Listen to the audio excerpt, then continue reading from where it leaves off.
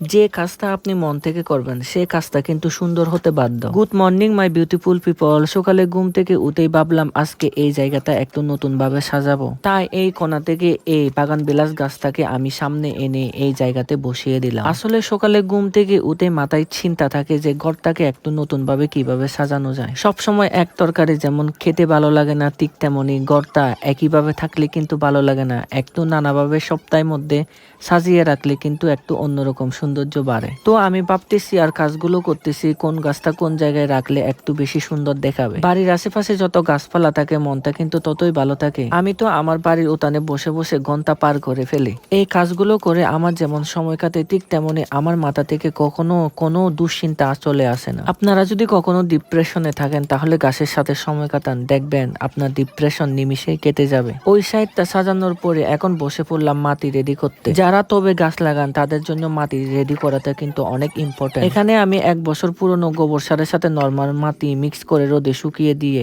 তারপর চলে আসলাম নদীর পাড়ে মাটি নিতে। কারণ মাটি যত ভালো হবে আপনার গাছের বৃদ্ধি ততটাই ভালো হবে। সো মাই বিউটিফুল পিপল, আজকে এতটুকুই। দেখা হচ্ছে আপনাদের সাথে পরের কোনো একটা ভিডিওতে। ততক্ষণ পর্যন্ত সবাই ভালো থাকবেন, সুস্থ থাকবেন। Tata, bye bye.